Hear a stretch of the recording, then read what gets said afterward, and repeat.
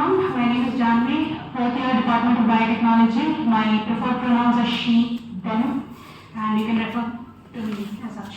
Okay. So you can start the timer. Yeah. Motherhood. Basic math tells me that it is a 10-letter word, but this 10-letter word encompasses the truest forms of love that any person can ever experience. They encompass the world of a child, a personification of a warm hug that no matter what the circumstances starts every conversation with khana khaya. But despite the fact that most of the masses have a similar loving feelings about motherhood and mothers, one thing stands true: no two people are alike. Idealization is but another generalization of any topic. And when you idealize, say, a culture, a topic, a title, a person, you form a mental image of that person. And then you use this mental image as a checklist and compare everybody else with this checklist to determine whether or not they fit into this mold. But again, everyone is not the same. For example, if you idealize beauty standards, people are going to walk up to you and tell, beauty is perspective. Everybody is beautiful in their own rights. Beauty lies within. But then when the same thing happens to motherhood, why don't we even talk against it? It's just glossed over. It's like it's not the mainstream. It's not mainstream enough for people to defend it at this point. Also, idealization of motherhood puts an intentional or otherwise unintentional pressure on mothers, especially on first-time moms. People who are tasked with the responsibility for the first time in their life to take care of a full-fledged human being, a life, a future. What are their sources of, education? Their moms, the ideally portrayed mother in current movies, or that one aunt who tells you again and again that she remembers when you were a kid. And these idealized portrayals are going to teach these newborn mothers that they cannot have a right or a say in how they will raise their kid.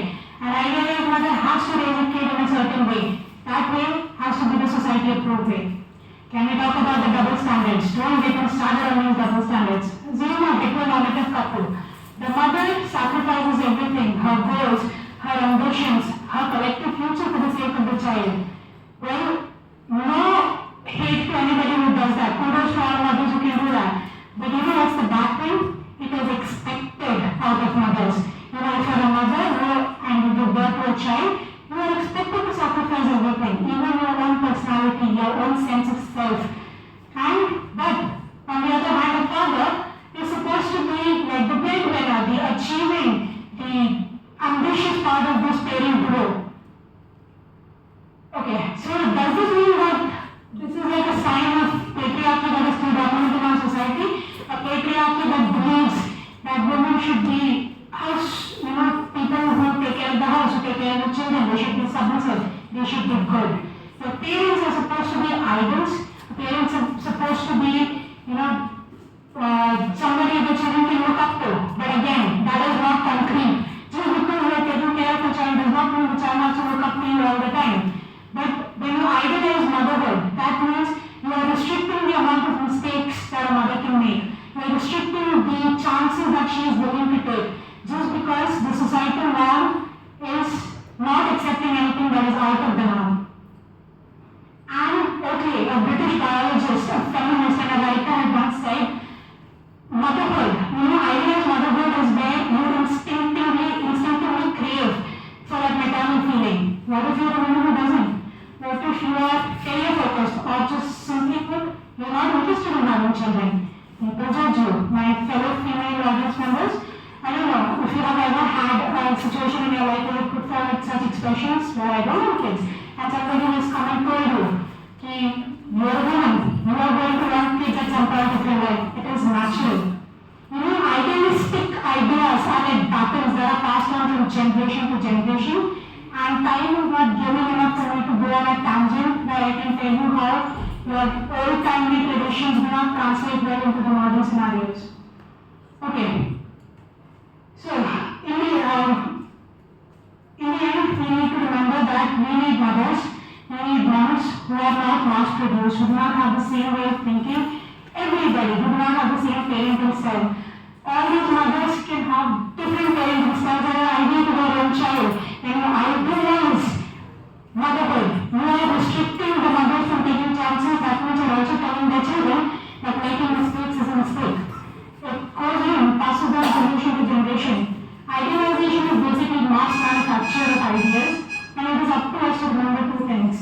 that one movie doesn't fit everyone, and just because it worked once, it's not going to work again. Thank you.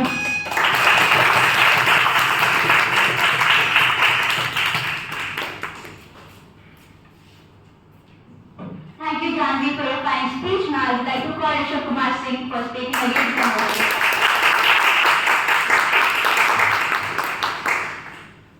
Good afternoon, everyone. I'm Rishav Singh from Department of ECE 4th year.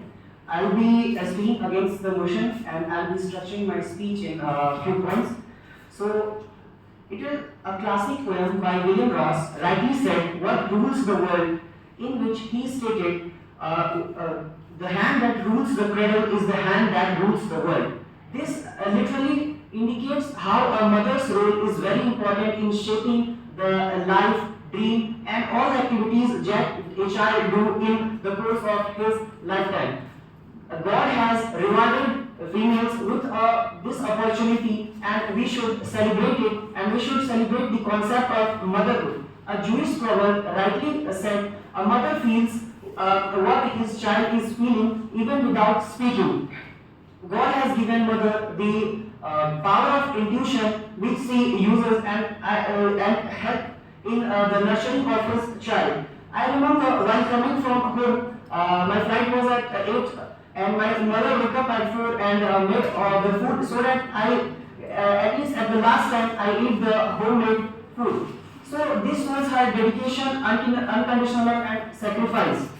Also, in points of optimism, it is the mother who teaches how to be optimistic in life, how to handle all the criticism that we face. She is the one who believes in us even if we continuously fail. She is the one who encourages us even when we don't have belief in ourselves. She always looks at our good side and always motivates us. One of the major aspects of motherhood in context of India, we say the Indian style of parenting. See, the participation of women in the working sector is 20 to 25% in India. So, not idealizing the fact that there is a very important role of mother in the life, we are saying that the 75% of women are not doing anything. As we all know, in India, it is the father who earns the bread and mother who raises the child. So, we are basically neglecting the 75% of their working. And they're working, see all the sacrifice that she put in raising the child, in raising the values. We are just neglecting all those facts. Also, as the concept, as India is becoming more, moving towards more and more of the nuclear families, and the concept of joint families are losing their hold on the ground. So the role of mother is continuously going to increase in the development of a child. From the child point of view, if he doesn't feel close to mother, if the mother doesn't focuses on his development, then he might face several backlash, like he might face the mental health issue, he might face the nutritional aspect is getting neglected, and also if from the early age we send the child to the hostel, and we all know the kind of environment that hostels provide, they might have a bad influence and all. So child, for a certain age, the concept of motherhood, the mother and child relation must be held and celebrated. It is also for the good of mother that a better relationship exists, because with the birth of a new baby, it provides the mother a new way to look at the life. It gives us the opportunity, the kind of relationship she built. It brings the happiness. We all know it is one of the very important aspects of a female life, and that when she feels happy, it also helps reduce down the stress in certain conditions when she has someone to talk to in the early years, and also the kind of relationship that develop by these kind of things will benefit the mother in the old age, because we all know that 75% of population depends on the child in their older age. This also solves if the relationship is built very strong. It also helps them in their older age for their sustainability and also for the children, and it helps our family, helps us to make a family happy and healthy.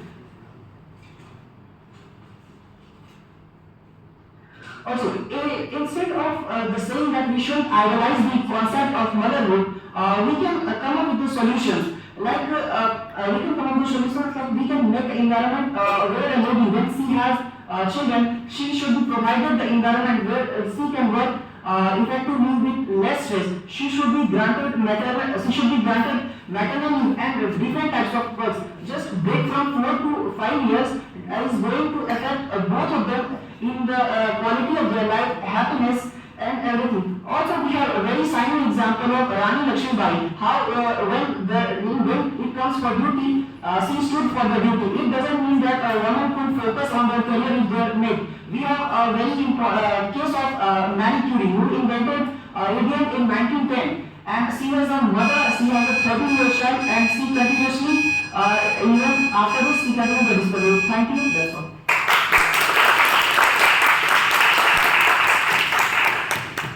Thank you, Rishav, for your fine speech. Now I would like to call Janvi for the reply speech.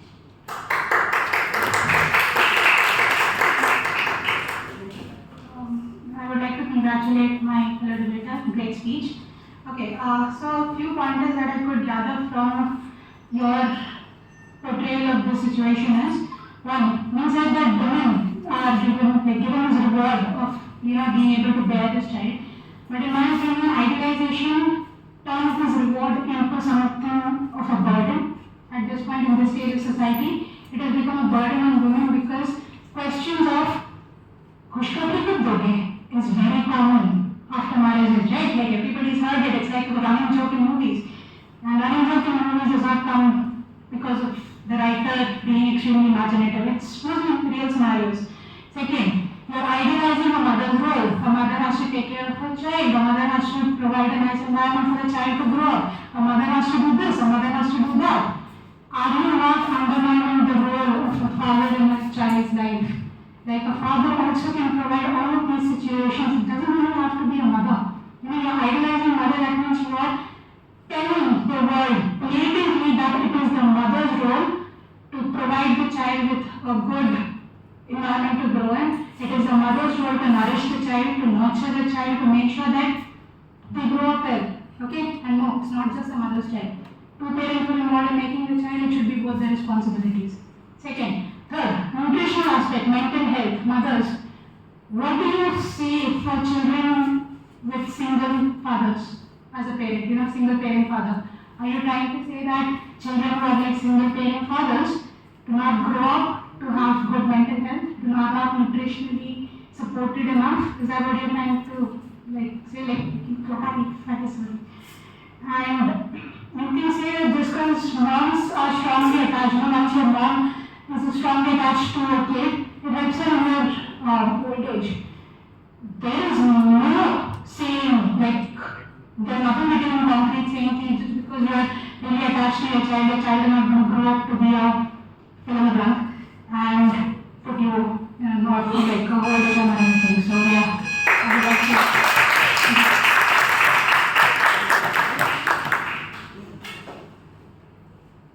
Thank you, Janvi, for the reply speech. Now I would like to call Rishav with his reply. Thank you, Janvi, for pointing your concerns. First of all, we are not here to about the role of the father. We are just here to celebrate the motherhood, the feeling of motherhood, and should it be idealized or not. And the next thing that Khushkhabri ka do, it has nothing to do with the feeling of motherhood, because in the later years also you can become child, you can become mother. It depends on you, and that feeling of idealization doesn't depend how early you become mother or how later.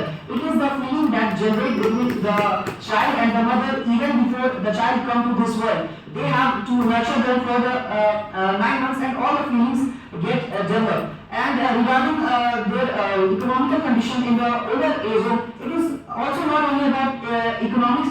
In the later period, if you live with your family, it makes you happy. You have a source of entertainment in the family. It makes you happy. And regarding the also the role of patriarchy that you have mentioned, we all know that the society is not going to change overnight. We have to give it time, and currently the condition is that 75% of women are not in workforce. They have a role in motherhood in raising their child, and by completely declining the fact that we should not celebrate, we should not idolize the fact we are just discrediting them, and this is the most important concern, that we are not considering a very important aspect of their life and how they are contributing to the development and for the betterment of the society. And it is rightly said, for every person, for every engineer, for every doctor, for every politician, there is a mother who raised her child in very good manner so that he could reach, she could reach full potential. And that's all from my side. And I would like to thank you everyone.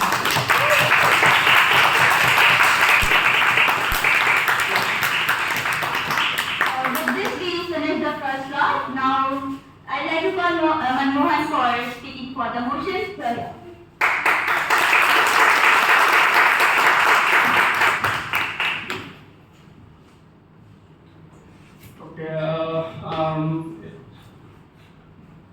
My name is Manmohan. I'm from third year Electronics and Telecommunication Department, and I am here today to speak for the topic. You can start the timer in 3, 2, 1, go. Okay, let's start by understanding what today's motion actually is. What is idealization? Google says the action of regarding or representing something as perfect or better than it is in reality. Note this, better or perfect or better than it is in reality. Now, what is motherhood? Google again says that it is the state of being a mother.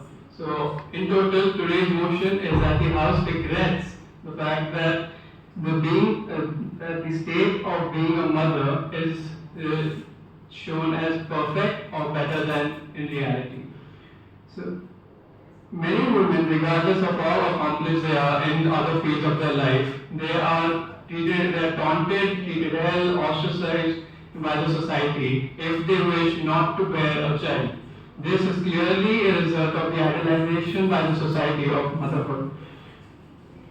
And idealization of the society of motherhood by the society, showing that it is the greatest thing or the biggest thing a woman can do in her life. The idealization of motherhood puts women in the main role in the children's life and exempts the father from being an important figure, at least not to the level of their mothers. This is the reason why in many working couples, the female is expected to quit her job or to choose a less demanding job so that she can give a majority of the day to the child. This is also the reason why many children grow up with a weak bond between them and their father. This leads to fathers growing distant and later stems on to depression in the children and in the fathers as well. Since fathers lose the spotlight to the mothers, many fathers are reluctant and inept to take care of a child.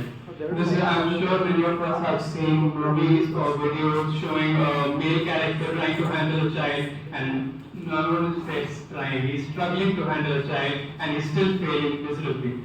This might seem comedic at that time, but this is a clear result of this idealization.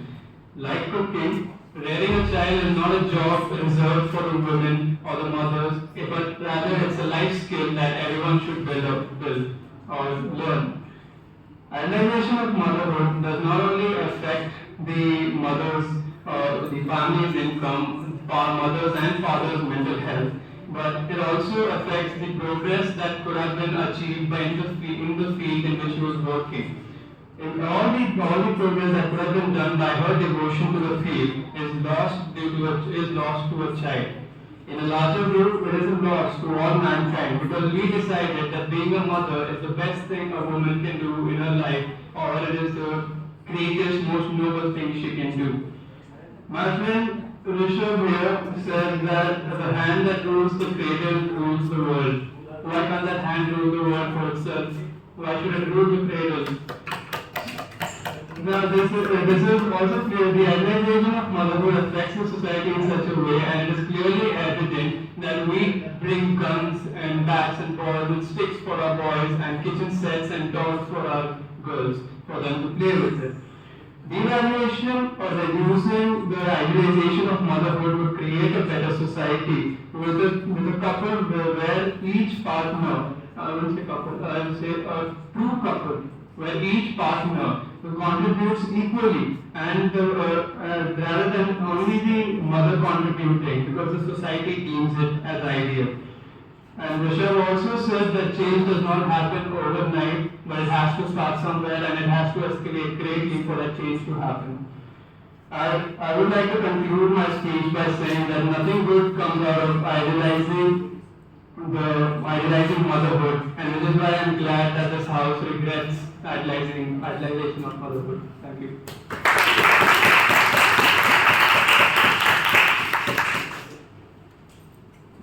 Thank you, Manmohan, for your fine speech. Now, I would like to call Akriti Shankar for speaking against the motion. You're here.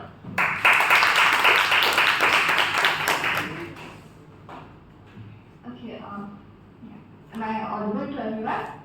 Okay, so before I start, I'd like to make an introduction. My name is Akriti Shankar. I'm from third year biotechnology, and I'll be speaking against the motion. I do not have any preferred gender pronouns. And before I start speaking, I'd just like to congratulate all the speakers for coming up and stating their points. So without further ado, I'd like to start my speech in 3, 2, 1. Panel, understand, we've gotten clear definitions now of what idealization is, what motherhood is, and why the government side comes into this, why they regret this motion. Let me point out to you why the whole case does not stand a chance and why we as side opposition clearly take over the case over here. When they mention that, they've contradicted their whole case in all those speeches that they said. First, they say that the society turns the women for, not wanting to have children or wanting to have children, and then they say, oh, society is never going to change. They basically contradict everything that they say at every step they take. Then they go on to make this assumption that idealizing motherhood is basically giving the steering wheel of a child's life to the mother, undermining the entire role of a father, which is not what we're focusing here on. When we say we want to idealize motherhood, we're just saying it is a better off state that we're showing you, which is achieved rather than what it looks in reality. In no case have we mentioned that this will affect how the father's bond happens with the children. The children always see their fathers as the superheroes of their life. Meanwhile, the mother is often undermined as a support which is always going to be there no matter what. Kids often look for their father's approval more than what their mother would say. Their mom will just constantly talk and they'll be like, yeah, it's okay. But they look for a father's approval more. Which also brings me to the point that in a country like India, where we have come up from a patriarchal society, it is important to understand what a woman goes through during the transition of motherhood. Right? If she is pregnant, she is carrying a baby for 9 months. Let's go about few things that a woman has to go. One, she faces a lot of increase in weight to even support the baby. Two, there are hormonal changes that make her mood swings go like a roller coaster with sudden depths and heights. And let's not mention the consciousness she even develops further. How am I looking? Should I even go out like this in the society? Should I wear these clothes? She often neglects her comfort just for that. Which also shows us why idealization of motherhood is important. One, because it also highlights these underlying struggles which are often ignored or neglected when people say. So I can give you an example. If a man starts up a company, every speech that he can give, he will say that, oh, for the past 20 years we struggled, we did this. You're not even trying to highlight over here that a mom has undergone so many changes. Let's understand also why idealization is better. So when we state pregnancy changes, we also often tend to neglect post-pregnancy changes over here. So when we have, say, a generalized way of do's and don'ts, and auntie saying, oh, don't do this, but try this for your kid, it is also helping the mother to, know that there is some solution for her kid that may or may not work at the end of the day. This in no way stops her from, being innovative or having a say over what goes for her kid, because at the end of the day, it is just a suggestion. which the opposition over here clearly neglects when they come in and tell us that, it gives no choice on how the mothers can raise their kid, which is completely false. A mother over here is also given the opportunity if she wants to quit her job or she wants to continue her job. In no way is it forced on her to leave it. We are now in the 21st century where society is accepting changes. Society will continue to talk. But there are now working mothers who are able to classify and distinguish clear-cut hours with taking care of the kids and also working hours over here. So over here the whole opposition's case falls. And we also have to realize that the values that a mother or a father impart on us when we're kids, especially because we spend more time with our mothers when it comes to feeding us and anything, also tends to define us as what kind of individuals we become. Because of our close relationship often with our mother instead of our father, we're able to still have some parent figure to go home to talk to understand what is the basic rights and wrongs that we are doing and what we're missing out. And with this, I'd like to plug it first. Thank you.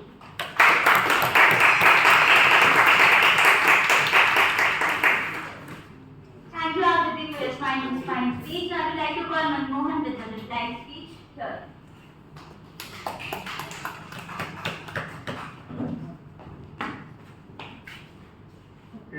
First, I would like to congratulate Akriti for a very nice speech. I don't have many replies, but let's just say pretty cool. So, I would like to say, start with her. She said that idealization does not have an effect on the contribution a parent can make to the partnership of the couple. Now let's take an example here. Let's say there's a project, and for everyone is late, there's a project. Now you have a team member who's doing all the work. They'll find out all the components required, they'll find out all the work needed to done, and they'll do it. Will you do anything? Or you just rather write your name, sign it off, and leave quietly, get all the marks? So that is what happens in real life, where the mother does everything and the father is like, she's doing good, I can chill. So the next point coming on to, no one forces the mother to quit a job or forces them into a condition where they can't make their own choices. But then they are put in a condition where they're told that you have to raise a child. How will you raise a child? Now at that time the mother has to balance. She has to give something. She has to sacrifice at some point. That is where the mothers choose either quit their job or they choose a less demanding job, like I mentioned in my speech. That they choose a less demanding job to give a majority of their day to the child. Now, Akriti also went on to say, and actually proved my point, that she said that this is the 21st century and the mothers can do whatever they want, they're working and handling a child. I mentioned in my speech clearly that Rishav said that change does not happen overnight, and I said that it has to start somewhere. And this 21st century society is a result of the change that started somewhere, and it escalated right now to this point. Akriti also said that when we go home, we'd rather have a parent figure to talk to us about the ups and downs and learn from them. Why can't the parent figure be father? Or why can't the parent figure be your grandfather or your grandmother? Or even your senior who, I understand that no one can take the place of a parent, but then a parent in the end of the day is a child. And anyone can guide a child. Thank you.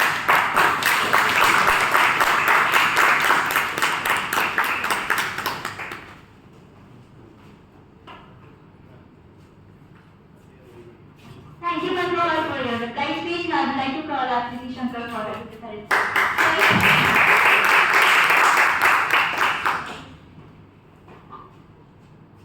Okay, so I'll be starting in 3, 2, 1.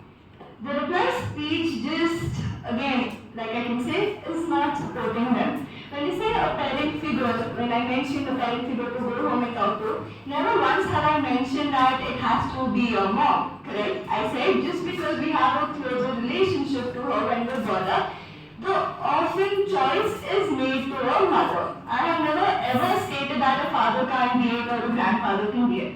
So that's one point that's taken down. Coming to change in the 21st century and also choices made by the mother, this just again proves how when I say that it's now a mother's choice whether she wants to work or not. So even if she is making the choice of choosing a less demanding job to work in, I think we can give the woman that much of credit to see what she wants to do, whether she is able to handle it along with being a mother or not, and not just blame it on the assumption that she is being forced to. So that's 3 points that are covered. And now coming on, when he mentioned that I'm not said anything about idealization of the role in partnership, then you have to understand that when we say we want to idealize womanhood, never have you once questioned the role a father will play in this relationship, which the opposition still fails to see. We're not questioning the role of a father over here at all. We're just saying we would rather idealize a motherhood without questioning how the father chooses to work. If the father wants to take a back seat, then let them. If they don't want to be involved in it, that is not our primary concern over here. At the end of the day, our focus is more towards how the woman will function, whether she is making a choice which is right for her and not, and which we think in this case stands valid. With this, I would like to end. Thank you so much.